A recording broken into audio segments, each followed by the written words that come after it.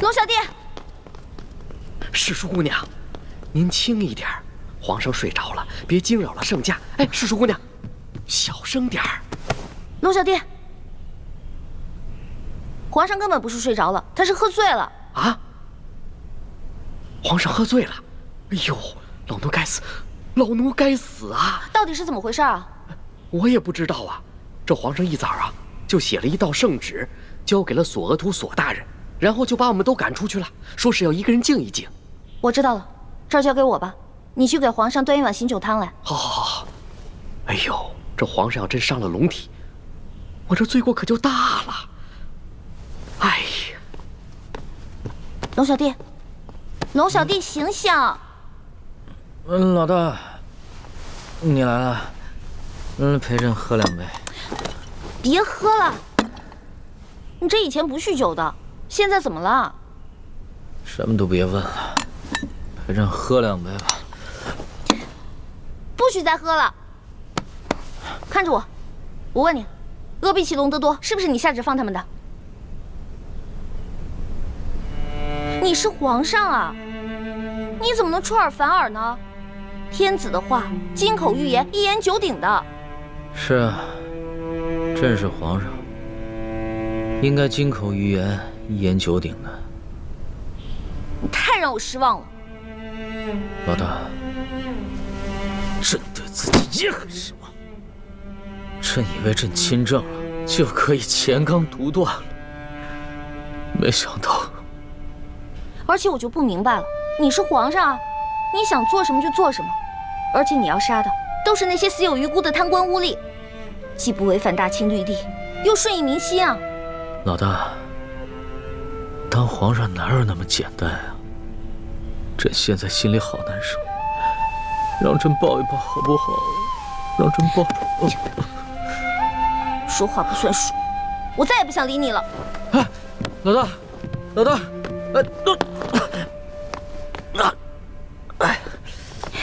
起来。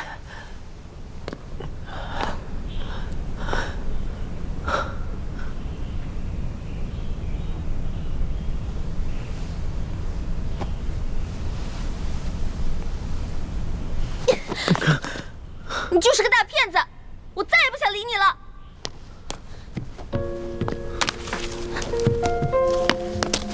你还记得这把扇子吗？还记得上面的字吗？你曾经说过，你不会让你的耳朵变成摆设。可是如今我才知道，你不仅是一条装聋作哑、没脚没爪的龙，你根本就是一条虫。是一座红尘的城墙，煎熬过你给的苍茫，用半世的真换一世的伤，奈何不了无言过往。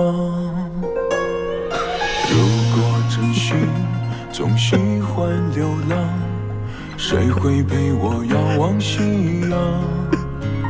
用痴心的苦换天真的想，思念比毒药更传唱。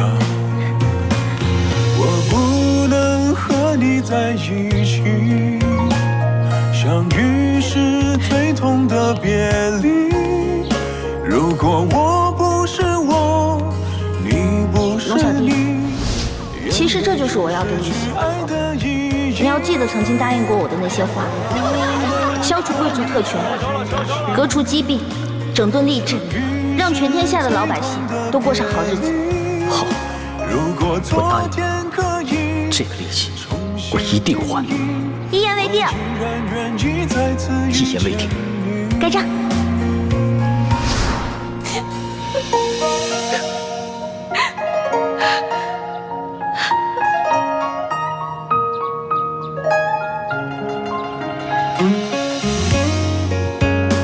龙小弟，我这个老大可能要先行一步了。别说胡话，咱们两个是拜过把子的，说好有难同当，同生共死的，所以为了我，一定要撑下去。龙小弟，我也好想陪你回京城，放心吧，我还想去受那些你欠我的利息。放心吧，人不死，账不来，你一定要好好撑着。要是你不在，我来账了怎么办？你不会来账的，因为你是一个好王。我之前说过，你是天底下最不该爱的人。可是我现在收回这句话，你真的很好。谢谢，谢谢你，老大。谢谢，所以一定要撑住。相遇是最痛的别离。如果我不是我，你不是你，眼泪就失去爱的意义。我不能和你在一起。康熙在骗了我，康熙在骗了我。如果昨天可以重新定义，我依然愿意再次遇见你。如果昨天可以重新定义，我依然愿意再次遇见朱哥哥，我输了。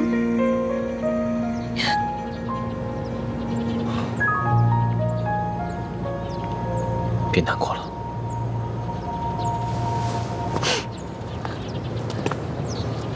环美，我早就说过了，康熙在微服私访的时候，考虑的或许真的只有百姓。可他一回到这紫禁城，回到金銮殿，考虑更多的是他的皇位。朱哥哥，我问你，如果有一天你当上了皇上，你会不会跟康熙一样，在你心里最重要的是黎民百姓，还是你的皇位？你要说实话，不许骗我。如果有一天我做了皇帝，康熙没能做到的，我都能做到。你说的是真的吗？我永远不会骗你。我跟康熙不一样，他从小生长在宫里，而我从小生长在民间。我对老百姓的感情和他对老百姓的感情是不一样的。我远比他了解民间的疾苦，朝廷的机弊。环美，如果有一天我骗了你，就让我天打雷劈，不得好死。我不用你发这些毒誓，我相信你，朱哥哥。最起码你没骗过我，不像康熙那样。我现在终于知道为什么师傅跟爹要光复大明，扶你登基了。环美，你终于想明白了。我想明白了，而且通过这次山西微服私访，我也看明白了很多以前没有看明白的事情。像我们以前那样小打小闹，这里诛杀一个恶霸，那里铲除一个贪官，不过是图一时的快意恩仇，根本没有办法把老百姓从水深火热当中解救出来。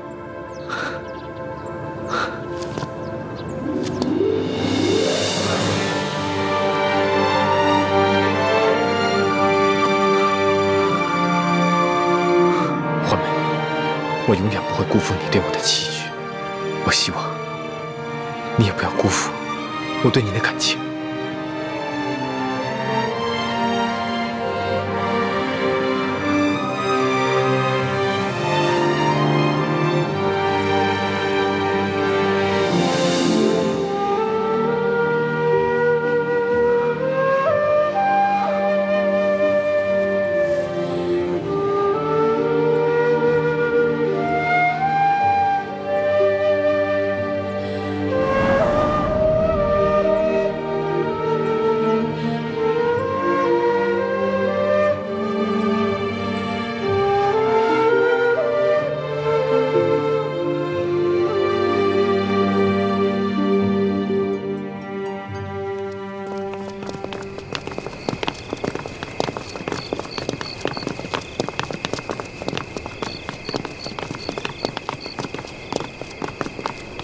皇上吉祥。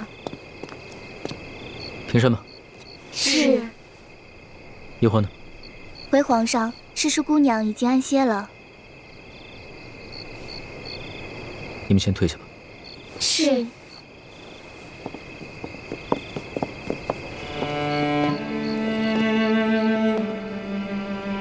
老大，老大，老大，朕知道你还没有安心，朕想跟你说会话。老大，皇上，您还是先回去吧。诗书姑娘，她是小孩子脾气，您越是上赶着跟她解释，她就越是听不进去。您先放下几天，过几天自然就好了。只怕这次事情非比寻常，她跟朕不是一般的知己。皇上您放心，奴才跟李太医会好好劝劝她，相信她会明白的。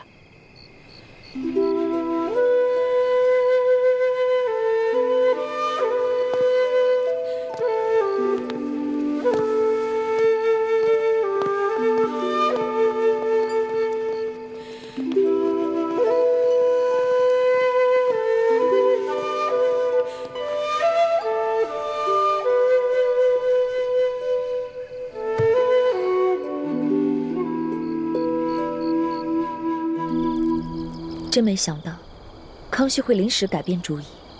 这样一来，你打算借机挑起清廷内乱的计划，怕是落空了。虽然计划落空，但环美及时醒悟了，也算是意外之喜。啊，那就恭喜大师兄了。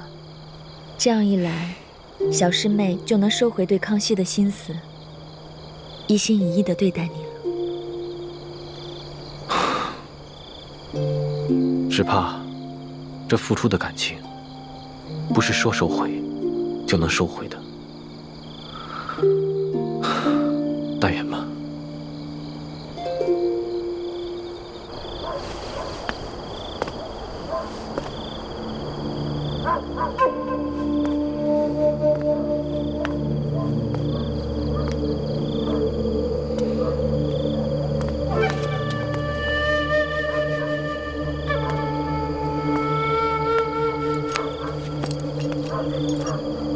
师弟，怎么什么动静都没有啊？不知道，不过应该快了吧？吴应奇最近几天每天都会在这个时候夜出。吴应奇的大哥吴应雄是建宁公主的额驸，他们平西王府在京城也有很多的亲友故旧，所以吴应奇应该会有很多的应酬。哎，应酬肯定是有，但没准儿他还有什么其他的计划呢。师姐，我觉得三师傅说的对，我们还是应该提防一下吴应奇，别被他的外表给骗了。你别提我爹了，我爹根本就没把我当成他的亲生女儿，他只喜欢一欢一个人。哎，你可千万别这么说你爹啊！三师傅其实很疼你的。你还记得上次你赌气出走，三师傅在门口眼巴巴地等了你一晚上。哎呀，哦，对了，还有你脸上的伤，三师傅其实一直都在为你寻找那些珍稀的药材，为你配制那个什么冰肌玉元膏。还有小师妹，其实她心里也一直觉得挺对不住你。好了，你别说了，我不想听。好，我不说了。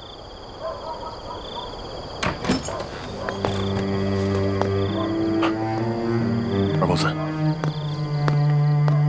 哎，师姐，吴应奇出来了。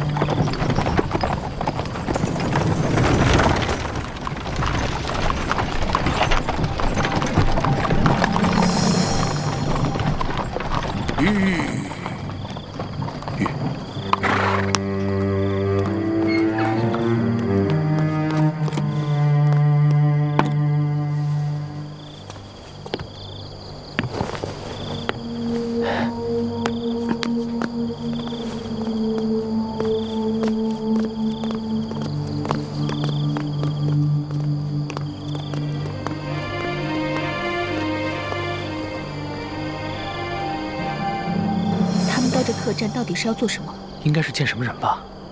师姐，你在这守着，我跟进去看一下。嗯。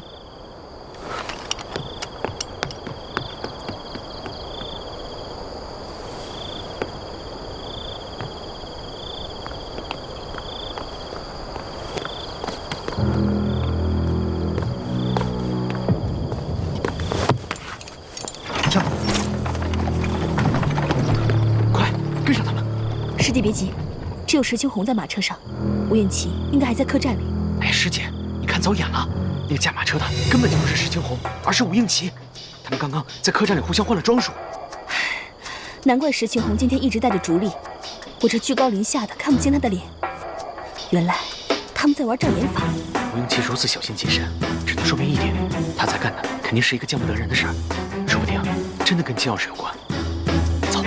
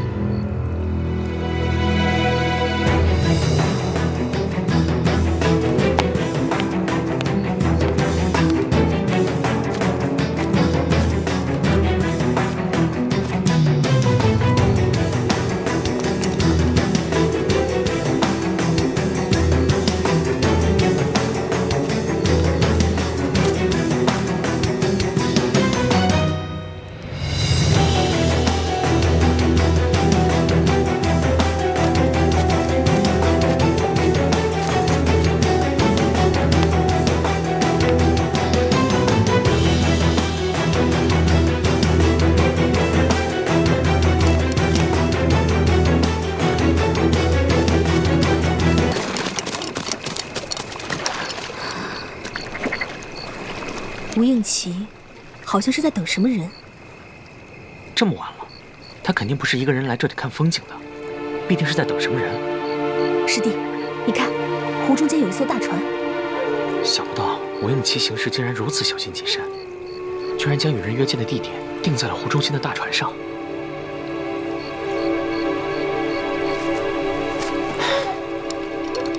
樊师姐，你该不会到现在还认为吴应奇只是一个胸无城府、只懂得琴棋书画的文弱书生吧？可是也有可能是吴三桂的指示吧？你别再拿这些借口自己骗自己了，好不好？师姐，三师傅那边我可以替你打掩护，不过三师傅说的对啊，吴应奇他毕竟是贼人吴三桂的儿子，我们不可以不防。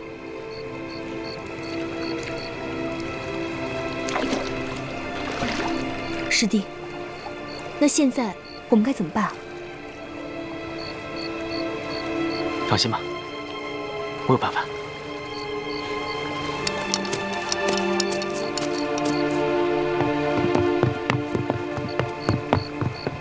二公子，二公子，师弟，你可千万注意安全，万一有什么意外，我随时去接应。好的。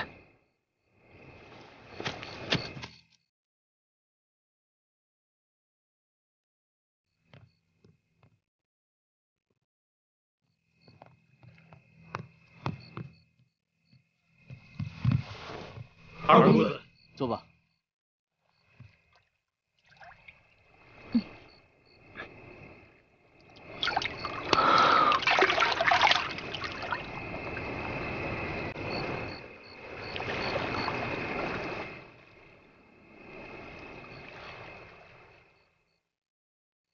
既然人都到齐了，那我们就开始吧。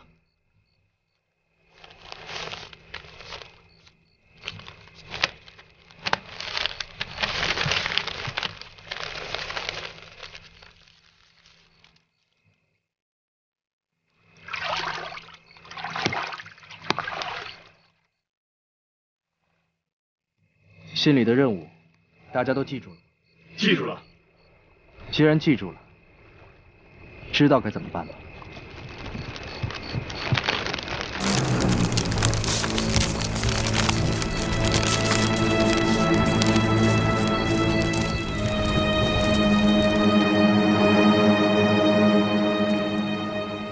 各位都是江湖上的英雄好汉，既然你们愿意效忠于我，那么就按我们之前说好的规矩来。你们若肯忠于我，我保你们荣华富贵；可若你们对我有二心，也休怪我翻脸无情。我等誓死追随二公子，永不背叛。好。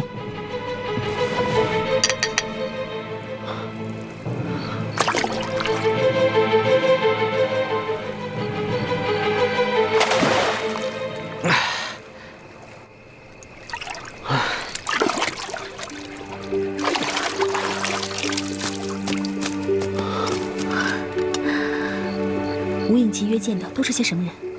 我看不到舱内的情形，不过舱里除了吴应奇，大概还有10几个人。听他们说话和呼吸声，个个武功高强，应该都是江湖中的好手。吴应奇有提到这些人的名字和身份吗？没有啊，本来在这种地方约见就已经十分安全了，可吴应奇还是十分小心，出言谨慎，连即将布置的任务都是写在密信上了。我打探不到更多的消息了。师姐，现在你应该明白了，吴应奇其实很难对付，以前都是我们小看他了。也可能吴应奇没你说的这么可怕，这些江湖中人应该都是吴三桂暗中网罗的，他只不过是受他父亲的指派，和这些人接头罢了。至于那些密信，也有可能是吴三桂提前写好的呢。不对，吴应奇绝非一隅之辈，他心机很深，好像在暗中谋划着什么事情。对了，那些江湖之人宣誓的时候，也口口声声地说效忠的是他吴应奇，而非吴三桂。师姐，我觉得三师傅说的对，你现在是被吴应奇给蒙蔽了，丧失了应有的判断。我哪有？我只不过只是在分析另一种可能性罢了。小心驶得万年船。不管怎么说，我们以后跟他打交道的时候，还是小心一点吧，千万不要利用他不成，反而被他给利用了。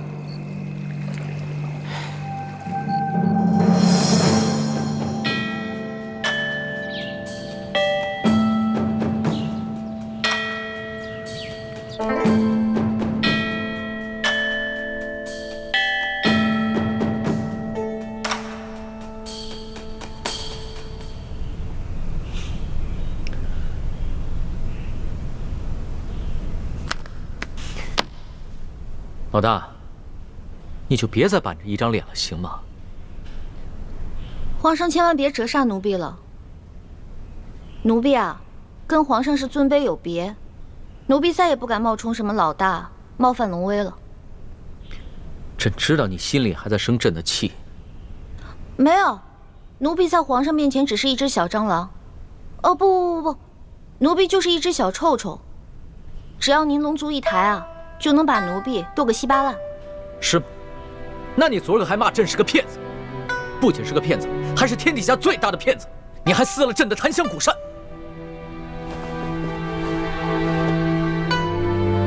奴婢得了失心疯了，求皇上治罪，奴婢罪该万死。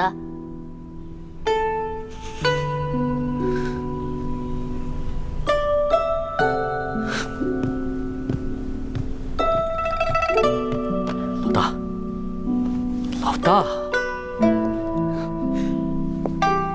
你就别再和朕赌气了，好吗？你以为朕不想杀尽贪官，整顿吏治吗？朕想，朕做梦都想。可是朕这个皇帝也不是万能的呀。太皇太后说的对，这朝中的事情很复杂，没那么简单，不能操之过急，否则只怕打虎不成反被虎咬。朕只能徐徐图之，你要体谅朕的苦衷啊。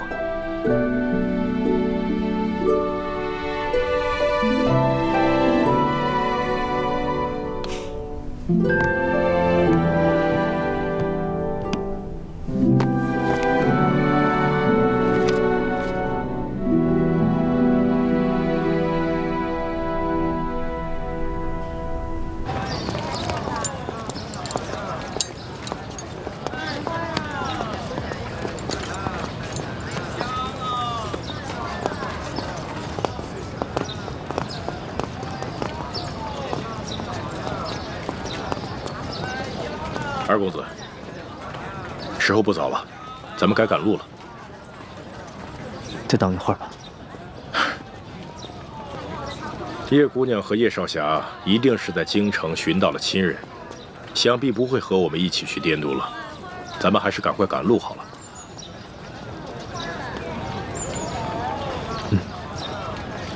来，二公子请。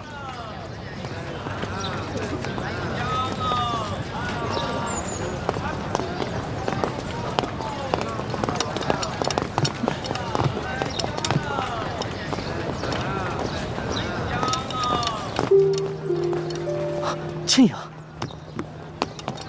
倩影，叶兄弟，二公子，二公子，我还以为今生再也见不到你了。所以说这就是缘分。我们原计划在京城投亲，但找了许久也没有找到。听说是以前搬到外地了。我本想在京城找一家镖局落脚，但是我妹妹一直拉着我，让我来投靠二公子。不知二公子可否收留我们兄妹二人？这还用问吗？求之不得啊！请。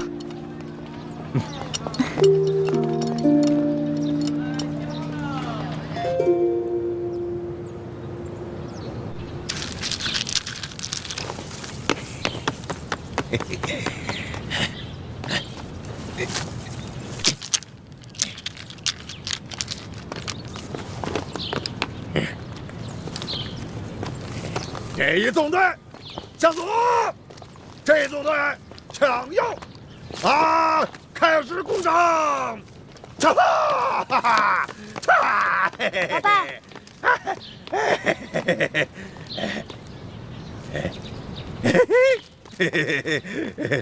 有人来了，有人来看我了，我要吃的。老爸，我是一欢，我来看你了，给你糖吃。我要吃的啊！好吃，真好吃。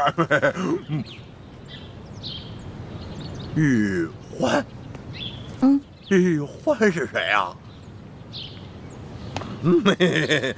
我要吃，好吃，我好吃。我的糖。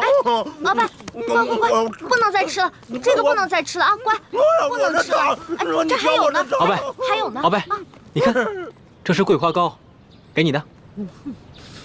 你是好人，他是坏人，他抢我糖，不好。哎，好吃，好吃。猪哥哥，看来鳌拜是真的疯了。好吃。吃完了，我们要杀出去。鳌拜，我们先走了啊，把吃的放在这儿，你自己慢慢吃。你们下次来看我，再吃了，我还要。走吧。好吃，吃完了我们杀出去。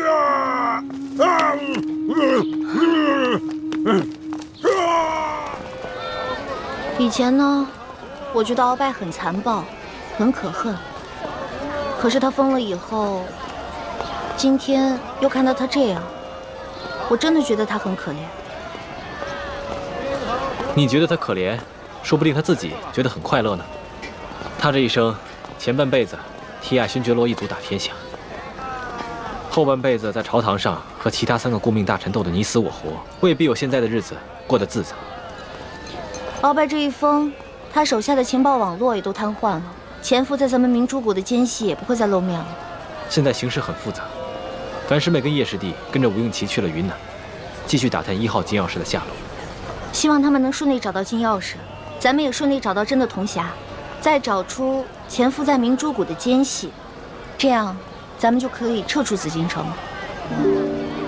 欢妹，你不是一直打算继续留在宫里吗？那是以前，现在康熙已经不是我的龙小弟了，我不想再继续留在那个骗子身边了。走吧。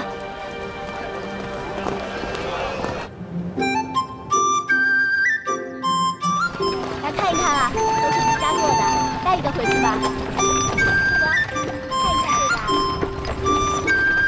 真没想到，滇都不仅有京城的繁华，还有京城看不到的民族风情。对啊，其实滇都啊，还有很多好玩的地方。等我这次见了我父王之后，我带你们再好好逛逛。你爹是不是很凶啊？我父王平常是个不苟言笑的人，因为是军人出身，所以总是有点不怒而威。说实话，我每次见到他呀，我心里还会发怵的。但是他人还是很好的，尤其是对我和我娘，他心里啊还是很疼我的。天下无不是的父母。平西王虽然在世人的口中颇受争议，但我相信，他一定是个疼爱儿子的好父亲。对啊，倩影，你真是善解人意。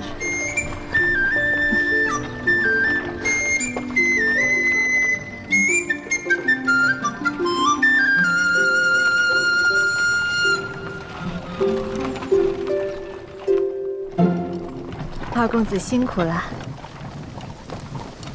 王爷有命，要二公子一回来，速去复命，不得耽搁。好，我这就去。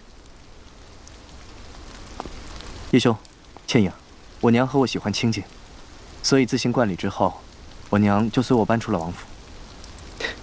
这样甚好。倘若真是平西王府的话，只怕我们兄妹二人还不敢踏入了。吴嬷嬷，这位是叶兄弟，叶姑娘，你要为他们安排最上等的客房。二公子放心，昨一接到消息，我就准备好了，一切用度都安排了最好的。哎，对了，让你准备的药材，你准备齐了吗？大多都准备好了，都是双份，但唯有一味雪肤草只找到了1份。倩影，你看，为你调制药膏的药材，咱们可找齐了。可是，皇上命你把1份药材送往京城，这雪肤草却只有1份。皇上那边啊，咱们再想办法。当然是先给你找齐了药钱。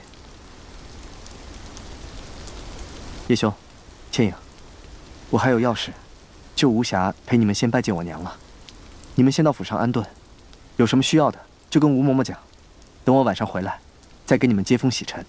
二公子且忙正事要紧，不必以我们兄妹二人为念。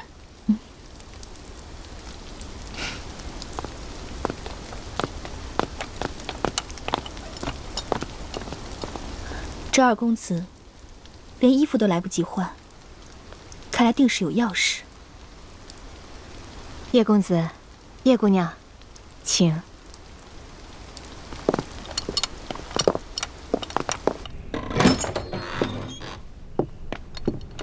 叶姑娘，请。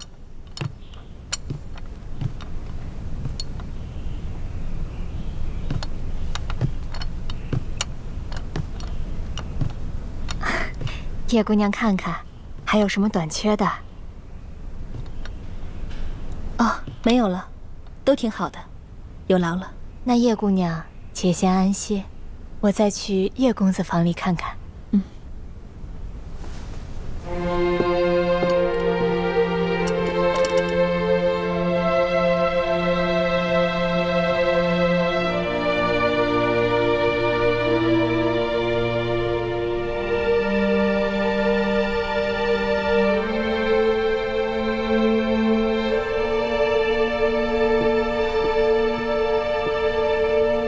奴婢望月奉主母之命来请叶姑娘一见。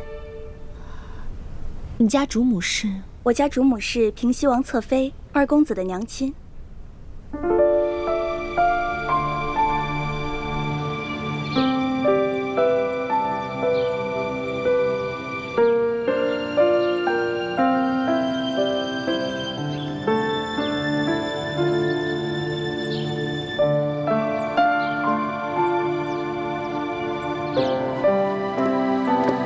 请。平西王侧妃就住在这里吗？我家主母喜欢清静。叶姑娘，这边请。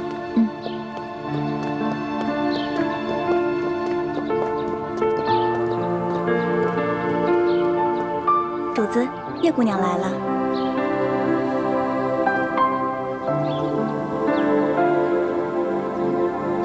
民女叶倩影拜见王妃。不必多礼，看茶。是。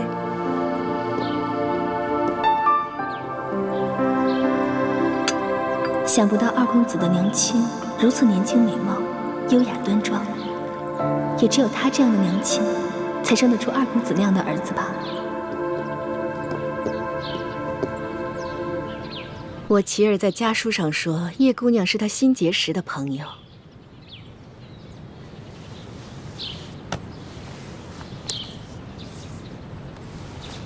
并且是她的红颜知己。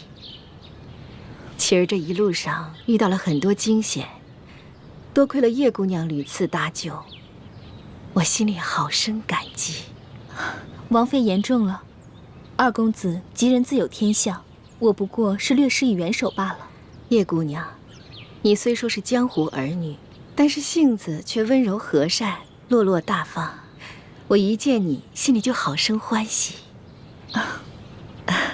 叶姑娘，你还是第一次来滇度吧？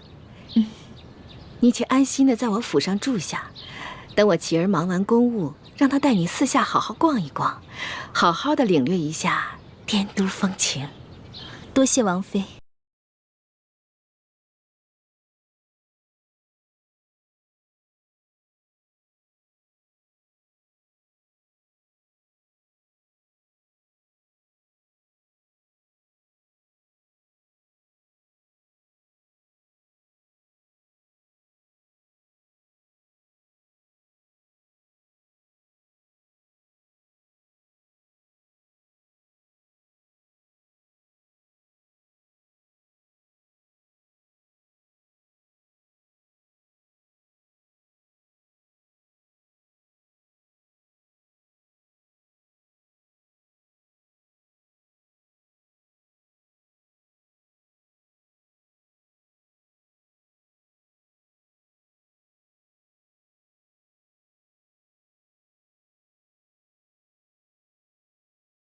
当初父王要孩儿运送永历帝的遗物进京，孩儿在登记造册之时，曾看过一眼这把金钥匙，但是也并没有十分留意。后来与山西总兵舒建会面之时，舒建特意将这把金钥匙贴身收藏，儿子也只是远远地看了一眼，对这把金钥匙的印象也并不是十分分明。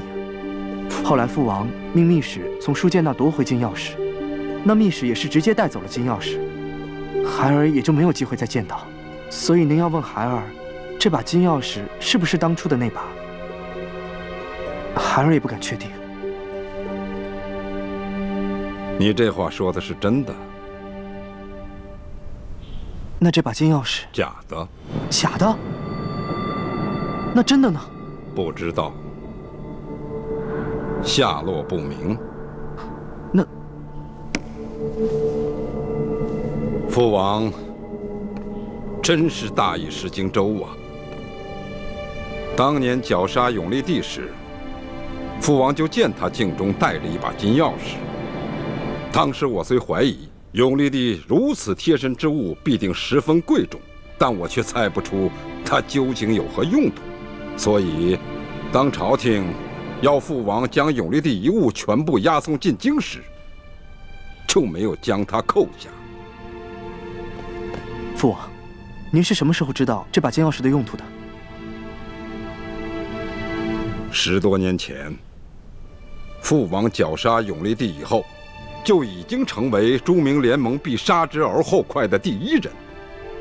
所以，父王就在朱明联盟里安插了内线。在你们押送永历帝遗物进京后，我才从内线那里得到了消息。当年崇祯皇帝意识到大明江山危机时，就将宫里的宝藏隐藏在一个秘密的地方，然后绘制了一张藏宝图，藏在了一个铜匣子里。除了藏宝图，这铜匣中还藏有各地朱明联盟成员的潜伏名单。所以这把金钥匙就是开启那个铜匣子的。不错，打开这个铜匣子的金钥匙一共有3把，3把必须同时打开，否则就会破坏机关，毁掉铜匣子里的藏宝图与名单。孩儿办事不力，没想到这把金钥匙有这么特别的重要性。孩儿竟然让它在眼皮子底下被人掉了包。父王可以肯定，你出发时带走的金钥匙那是真的。所以一接到密报后，父王就立刻派人快马加鞭通知你换下金钥匙。没想到，还是晚了一步。等我的人赶到时，金钥匙已经落到了书剑之手。没办法，我只好命人假扮劫匪杀了书剑，劫回金钥匙。可这把金钥匙，已非是当初父王给你的那把了。孩儿办事不力，请父王降罪。琪儿，现在不是谈责任的时候，你要仔细想想，这一路上，除了你和书剑之外，还有没有其他人也接触过这把金钥匙？这，琪儿，莫非你想起了什么？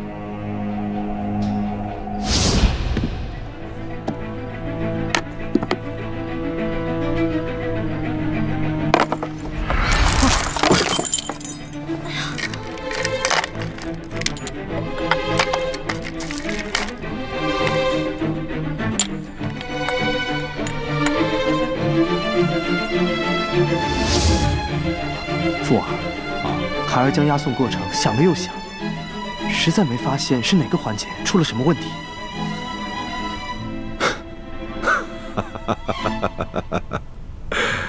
琪儿啊，你这次京城之行十分辛苦，父王啊，对你非常满意。我已命人将给你的赏赐送到你的府邸，你先回去好好休息。若是想起什么，再回来告诉父王。是，孩儿告退。嗯。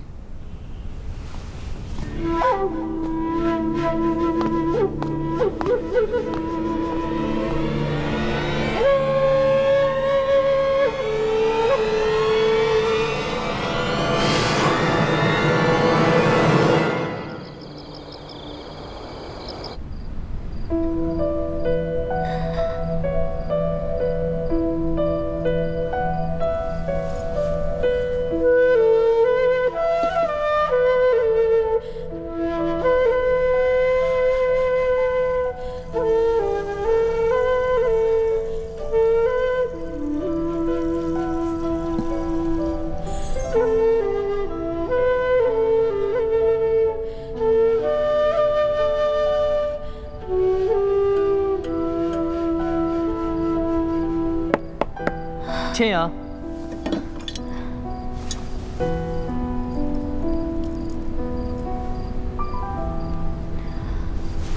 千阳，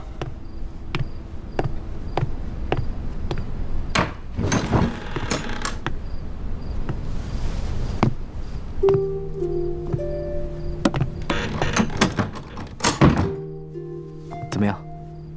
在这儿住得惯吗？要是缺什么的话，就跟我说一声。你娘给我送了好些衣物玩物和金银首饰，现在我什么都不缺了。那就好。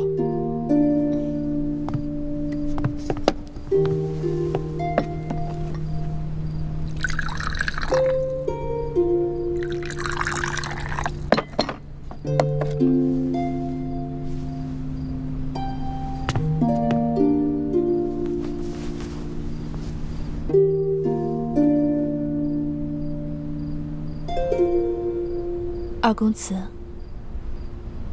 你这是怎么了？好像脸色有一点不好。没什么，就是今天去交差时，被我父王数落了一顿。你一路上这么辛苦，你父王为何还要训斥你啊？还不是因为永历帝遗物里的那把金钥匙。什么金钥匙啊？千阳，你还记得吗？永历帝遗物中的那个首饰盒里，有一把金钥匙。当时你打开盒子看，还有东西掉在了地上，你捡起的东西里面就有那把金钥匙。是吗？我不记得了，只记得那些东西掉在地上后，我就一股脑的都将它们捡回了盒子。莫非是舒总兵从永历帝遗物当中拿出来戴在镜上的那样东西，难不成就是那把金钥匙？不错。后来书剑遇刺，那把金钥匙也不知被什么人掳走了。我父王为此责怪我，说不好向朝廷交代。哦，这书剑遇刺一案，皇上已知道是山西巡抚刘德昭所为，那金钥匙应该就在刘德昭手上。如今皇帝已判他下狱，那这金钥匙就应该在皇帝手上。你父王不过是责备你几句罢了。我还是第一次外出办差，没想到办成这样，我心里很是自责。英奇，对不起，是我盗走了金钥匙，不过我盗走的也是一把假的，就算我告诉你实话，你只怕也不会相信。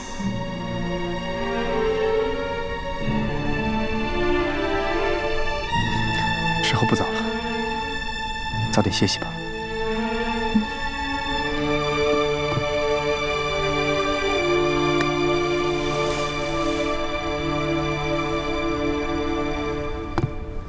二公子，这是什么？这是为你调制好的冰肌雪肤膏。既是我承诺过你的事，就一定会为你做到。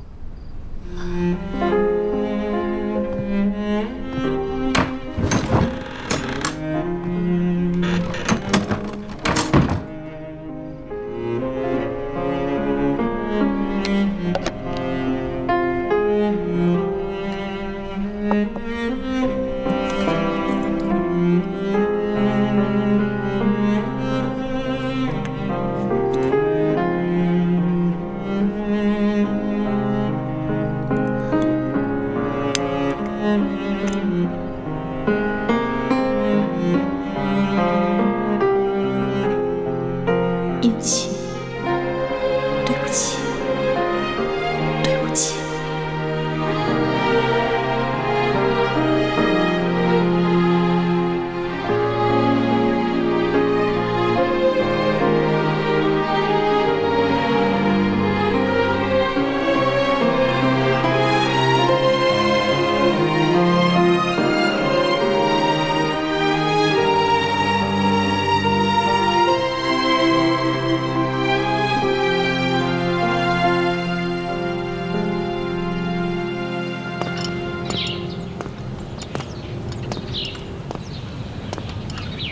王爷，二公子一路押送永历帝遗物进京的事情就是这样。您还有什么疑问吗？石青红，这一路上有没有察觉二公子有什么可疑之处？这倒没有。不过，自从二公子见到了叶倩莹以后，好像很喜欢这个姑娘。叶倩莹和他哥哥叶默生路上有什么可疑的地方吗？卑职觉得这兄妹二人很神秘，不仅武功高强，而且行踪难测。说具体点儿。永历帝的遗物在交给山西总兵舒剑之前的那个晚上，本来是放在二公子房间里的。可是那天夜里，二公子曾邀请叶姑娘到他的房间里面挑灯下棋。那后来呢？后来，那叶氏兄妹跟我们说，他们要到京城去投亲，之后又来找二公子说亲人没有找到。卑职觉得，这也是疑点。你先下去吧，好好看着叶氏兄妹，一旦有动静，随时来报。卑职遵命。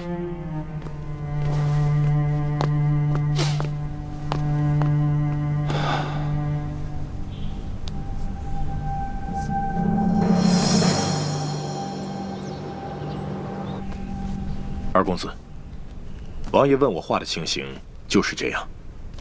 好，对我果然忠心。这是我父王赏我的，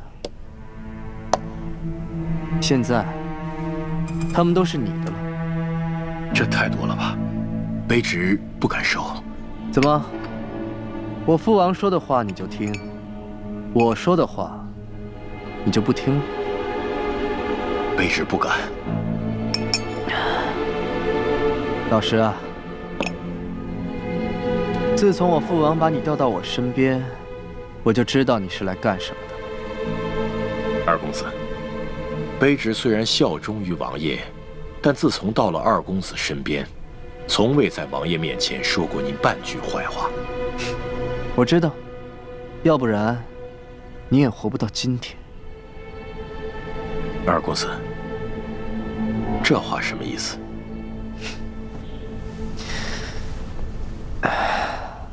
如果我没记错的话，你还有一个名字，叫傅恒波。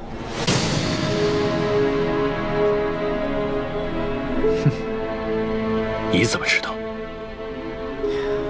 我不仅知道你叫傅恒波，是曾经伏虎山的山大王，我还知道你曾经袭击过我父王的粮队，还偷袭过我父王。我父王左肩上的那道剑伤，也是你的杰作吧？后来看我父王在云南的势力越来越大，就改头换面，化作石青红，投靠了我父王。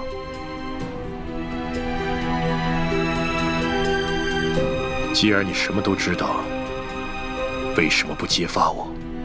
哼，那是因为你对我还不错。石青红，我就问你一句：我和我父王之间，你更愿意效忠于谁？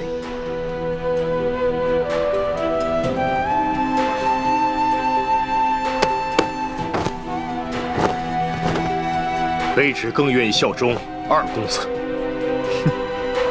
好。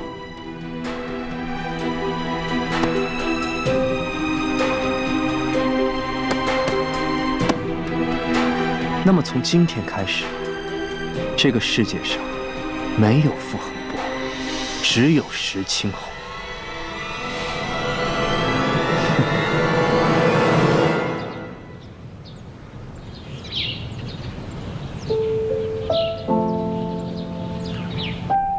叶欢，这个是吴应奇命人快马加鞭从云南送来的药材，你看一看，是不是你要配制冰肌血肤养颜膏的药材？朱哥哥，我辨别药材的能力没有你强，你帮我看看吧。好。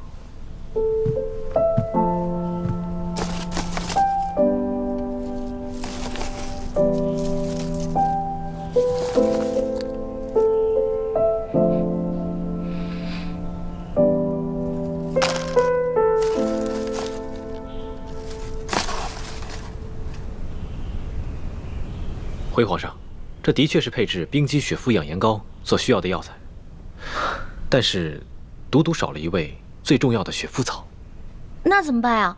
那冰肌血肤养颜膏是制不出来了吗？那不是，叶欢，你先别着急，我让吴应奇再想想办法。奴婢不敢有劳皇上，皇上说过，皇上不是万能的，很多事情也没有办法做到，所以还是等奴婢出宫以后自己慢慢找吧。叶欢，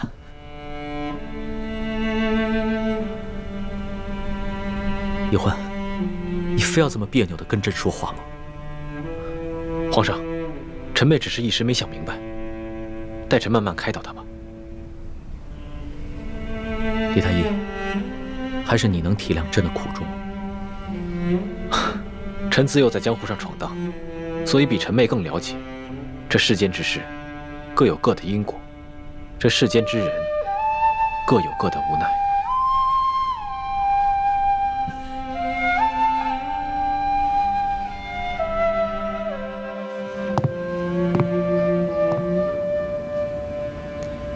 吴应奇既然已经开始盘问金钥匙的事情，显然是对我们起疑了。我想，我们必须赶紧撤了，不然只怕走不了了。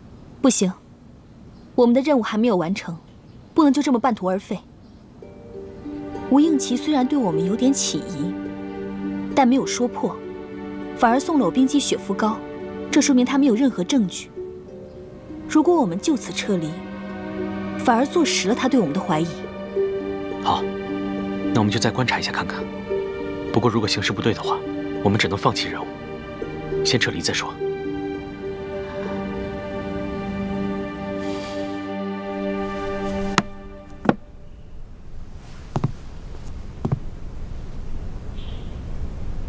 李太医，朕有一项重要的任务，需要一个特殊的人才去完成。此人必须武功高强，有勇有谋，最重要的是，还要对朕绝对的忠诚。一旦事情败了，不能说出是朕的旨意。朕思来想去，觉得只有你最合适。你可愿替朕分忧？臣万死不辞。这个铜匣子乃前明的崇祯皇帝所留，里边不但有潜伏在全国各地前朝诸明联盟的名单，还有一份藏宝图。这个崇祯皇帝啊，生前昏聩无能，没想到临死之前还灵光乍现，留下了这么一个铜匣子和金钥匙的迷局，用来复国。所以朕必须得到这3把金钥匙，打开这个铜匣。皇上也想找到藏宝图，说来说去，皇上也贪财。朕是贪财，但是朕贪的财和你不一样。你贪财是为了你的乡亲，朕贪财是为了大清的子民，天下的百姓。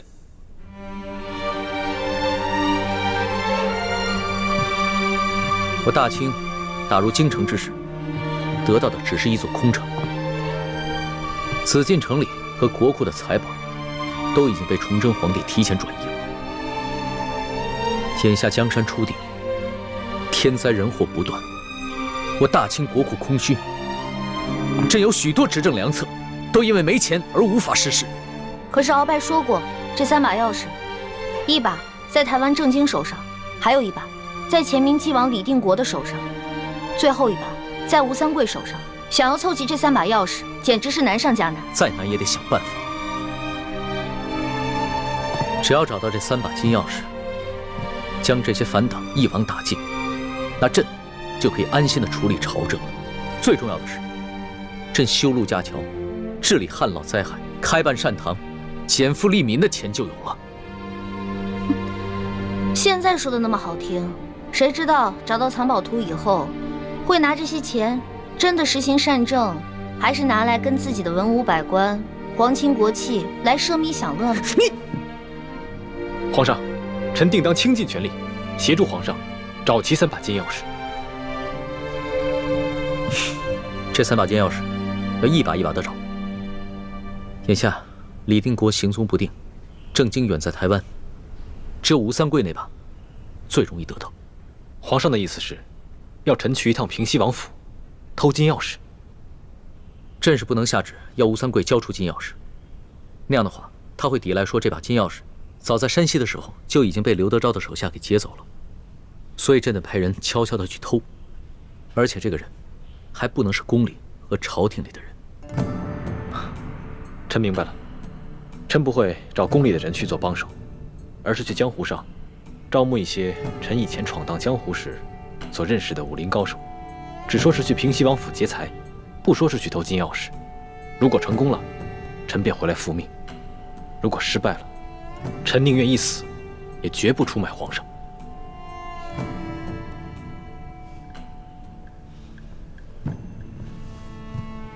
李太医，此次行动十分危险，你一定要多加小心。若情况不妙，务必全身而退。臣定当不负皇上重托。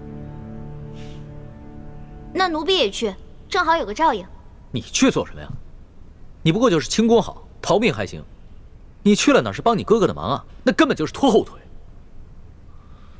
实话跟皇上说吧，奴婢在这皇宫啊，也待腻了，想要去江湖逍遥自在一番，顺便找到奴婢的未婚夫。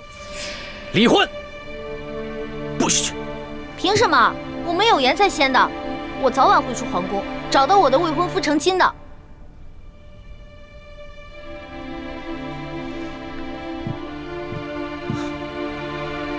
老大，别再跟小弟赌气了。奴婢不敢，皇上别再折煞奴婢了。那日在刑场之上，奴婢跟龙三已经断绝了兄弟之情，如今已经不再是兄弟了，而是君臣。好，那朕就下旨让你在宫中陪着朕，永远都不得离开。那奴婢如果非得要走呢？您是打算把奴婢的双腿砍下来啊，还是用铁链子把奴婢锁进天牢呢？易欢，皇上胸怀宽广，又重情义，所以才对你一忍再忍。你怎可不知好歹，得寸进尺？你那未婚夫迟迟不来寻你，想必是有更重要的事情去做。待他完成了心愿，归来寻你之时，你再向皇上辞行也不迟啊。到那个时候，皇上一定会放你离开的。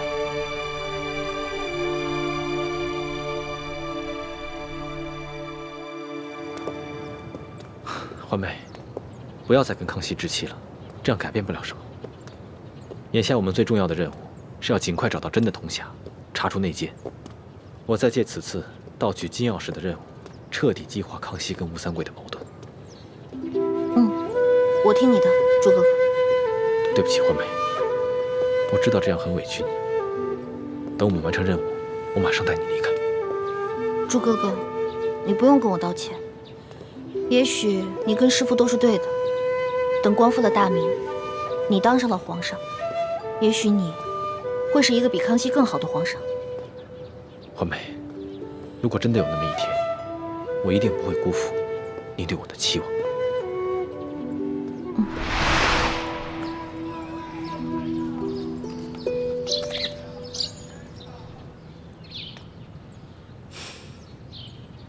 太子，此次康熙派你去滇都抢夺金钥匙，没安着什么好心。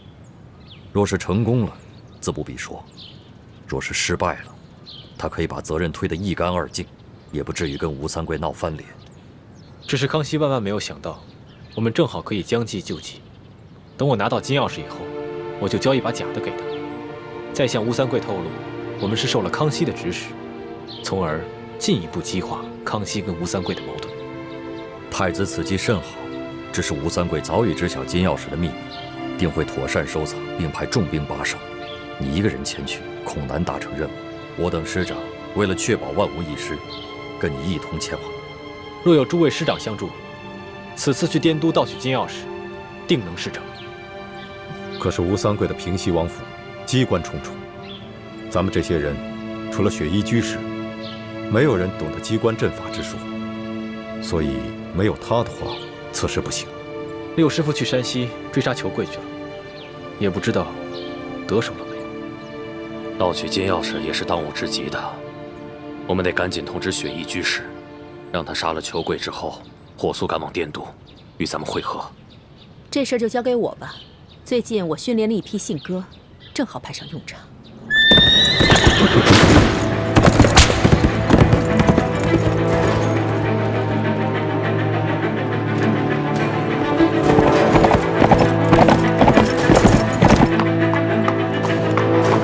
什么人竟敢闯平西王府？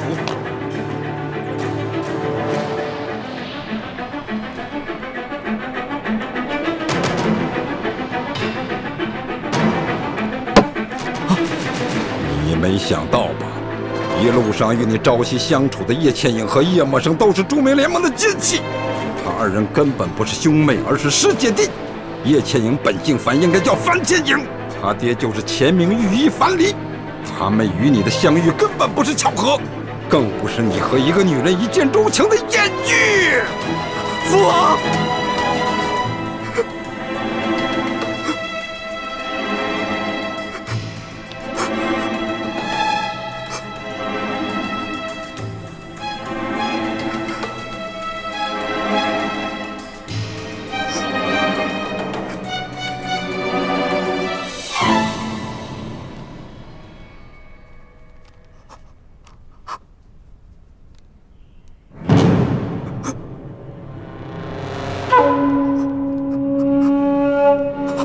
去，把叶氏兄妹给我擒了，拿回金钥匙，你就还是我吴三桂的儿子。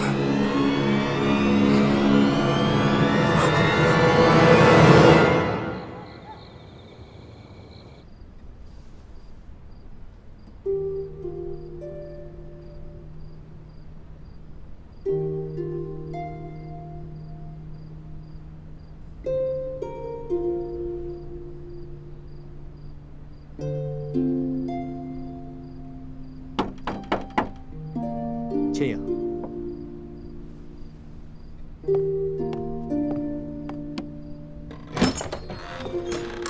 二公子，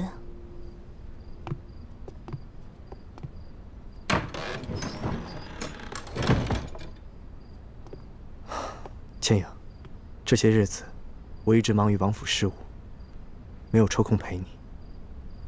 你可觉得孤单？还好，有王妃每日陪我四处游玩，而且每晚我还要配合心法内功，加强这冰肌雪肤膏的药效，并不觉得孤单。那就好。让我看看，你的脸遮得怎么样了？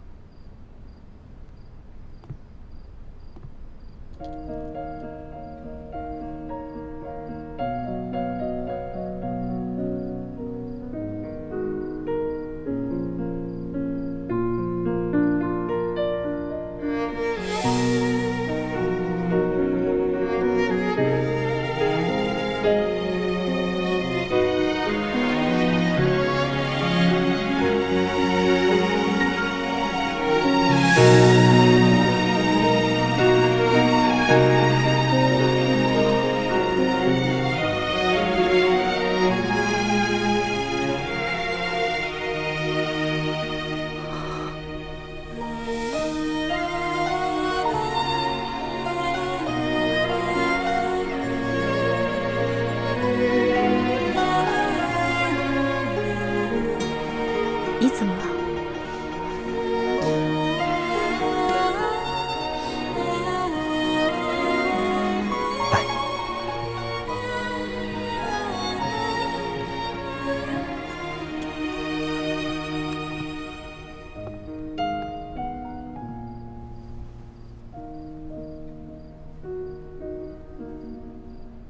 千影，你还记得第一次我们在客栈遇劫的时候，我对你说的话吗？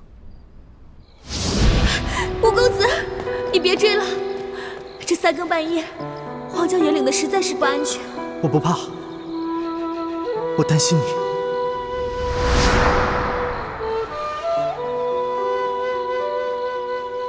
其实，你只是一侧的脸颊有一点小小的伤疤，可是你的五官以及轮廓却是那么的精致，你根本不必在意的。千影，你看到了吗？你是那样的美丽。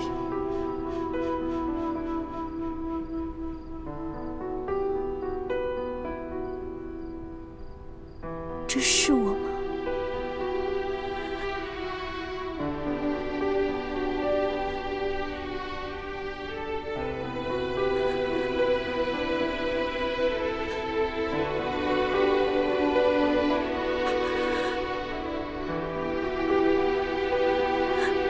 这真的是我吗？是你啊，这当然是你。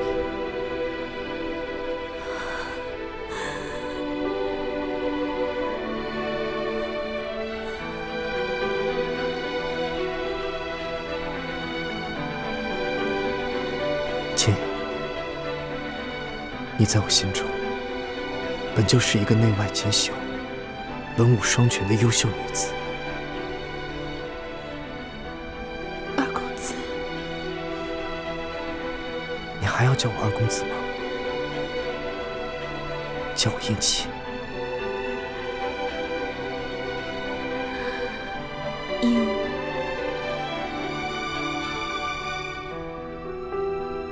英气，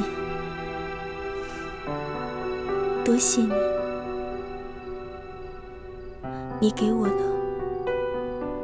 不仅是一份美丽的容颜，更是一份难得的温情。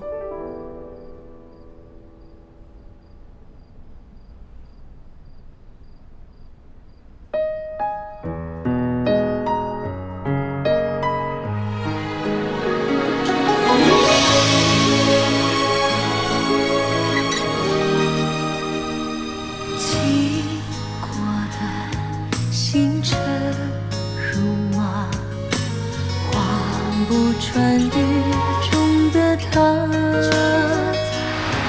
做他掌上的明珠，献上我纯真的祝福。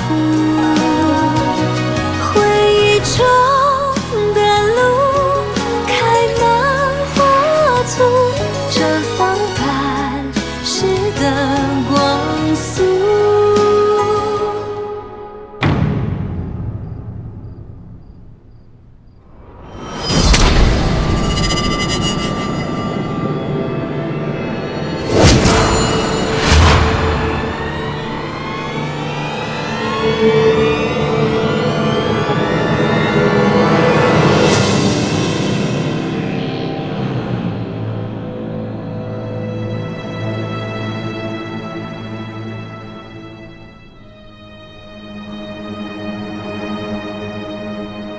为什么要骗我？为什么？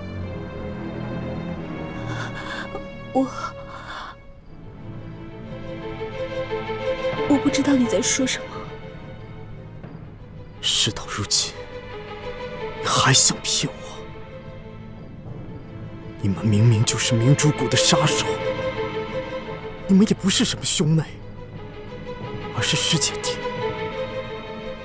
你们遇见我也不是什么机缘巧合，而是为了那把金钥匙。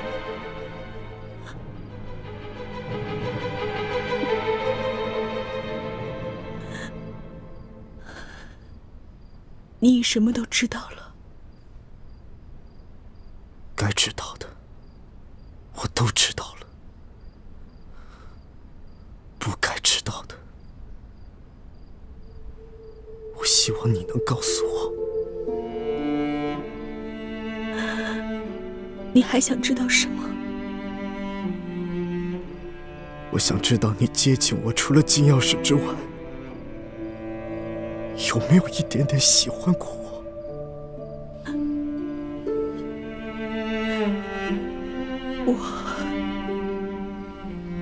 不要撒谎，说实话。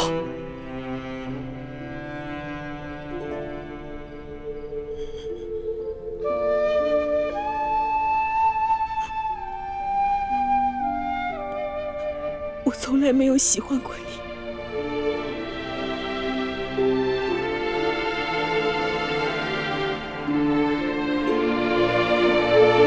你杀了我吧！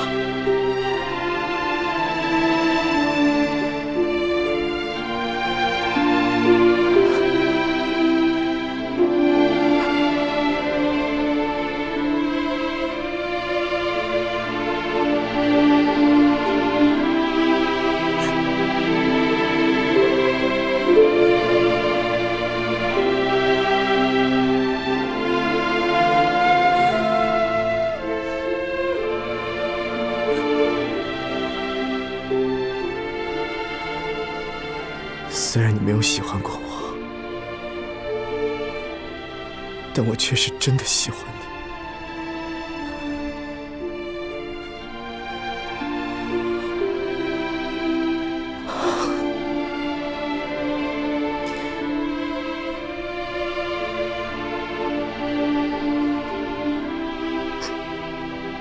你走吧，还有你的师弟。你们都走吧。你说什么？你要放了我们？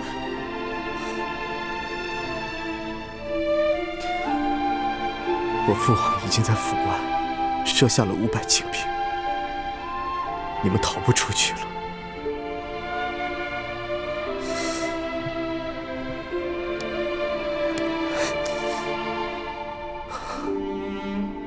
拿着这把匕首，以我为人质。